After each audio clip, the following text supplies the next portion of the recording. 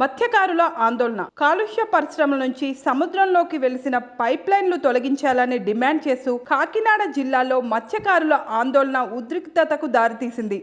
కొత్తపల్లి మండలం కొనపాపేట రహదారిపై శుక్రవారం 3వ రోజు పలువురు మత్స్యకారులు రహదారిపై బైఠాయించారు. స్థానిక ప్రజాప్రతినిధులు ప్రభుత్వం స్పందించకపోతే బోటు మరియు వలలను తగలబెట్టి నిరసన తెలుపుతామని చెప్పారు. తొడంగి మండలంలోని దివీస్ పరిశ్రమకు చెందిన వ్యర్థాలను పైపుల ద్వారా సముద్ర జలాల్లోకి వదిలేస్తున్నారని, కాలుష్యం తీవ్రమై మత్స్య సంపదకు తీవ్ర నష్టం వాటిల్లుతుందని మత్స్యకారులు వాపోయారు. ఈ పరిశ్రమల వల్ల మత్స్యకార కుటుంబాల జీవనం ప్రశ్నార్థకంగా మారుతుందన్నారు. తక్షణమే వాటిని తొలగించాలని, లేని పక్షంలో నిరసన ఉద్రిక్తం చేస్తామని హెచ్చరించారు మత్స్యకారులు.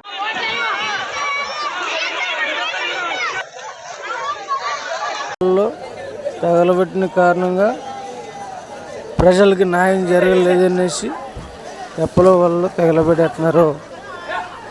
ఈ కొత్తపల్లి మండలం కోనపాపేట పన్నడ జిల్లా.